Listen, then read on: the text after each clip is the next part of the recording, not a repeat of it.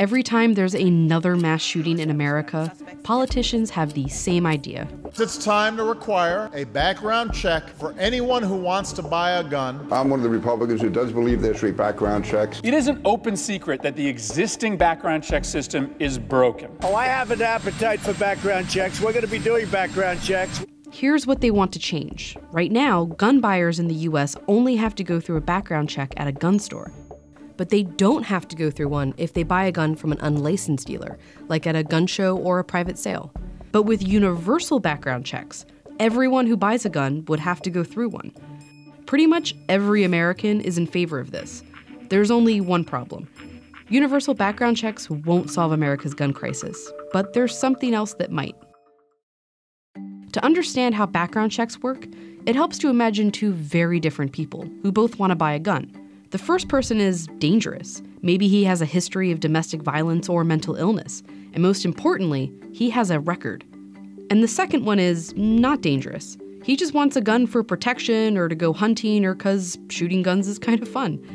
Before either one can buy a gun, they first have to go through an FBI instant background check.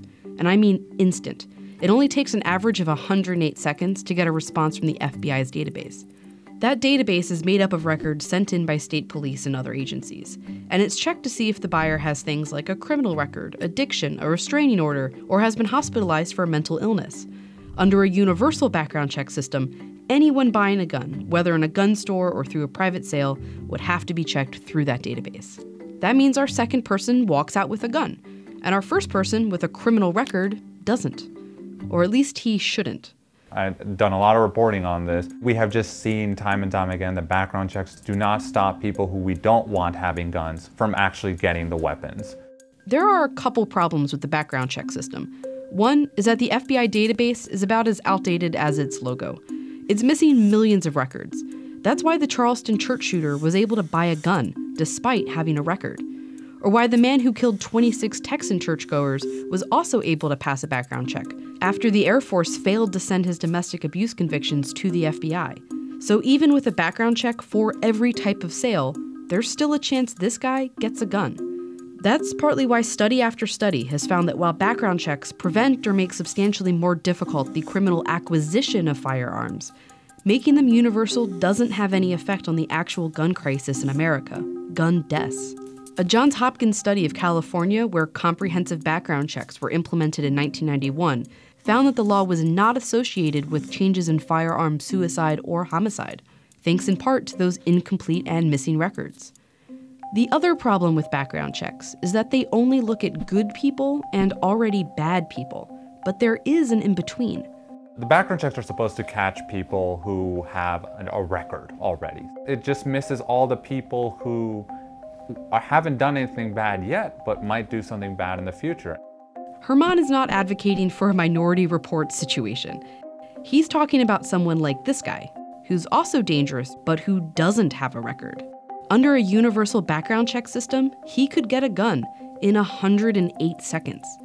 But there's another system that could prevent this. 12 states in DC have gone one step further and established a licensing system. How's it different? Well, here's how it works in Massachusetts. Before you ever go to a gun store, you first have to take a firearm safety course. Then you have to go to the police department and submit an application, give references, and give your fingerprints for a background check. Then not only is the FBI database checked, but all local law enforcement agencies, wherever you've lived, are directly contacted, along with the Department of Mental Health. That entire process in Massachusetts usually takes about 3 weeks. And most people, about 97%, pass. Nothing about a licensing system will prevent a law-abiding citizen from going through the process and obtaining a firearm. That's Dr. Cassandra Kerfasi. She researches health policy at Johns Hopkins, and she's one of the authors from the studies earlier. She says the reason licensing works is that it's designed to do both of the big things background checks fail at. A, to properly identify and screen out people who shouldn't have guns, and B, create a system to reduce impulsive gun purchases. The licensing system is more comprehensive than the one database background check system, so our criminal will be reliably denied a gun. But because it's so meticulous, it also stands a chance of keeping our third guy without a record from getting a gun. There are people who may want to impulsively acquire a firearm, for example, to harm themselves or others. And the process of obtaining a license can at least delay that person during that time of crisis, or, maybe deter them from getting that firearm at all. In 1995, Connecticut implemented a licensing system. Over the next 10 years, they saw a drop in gun homicides and gun suicides.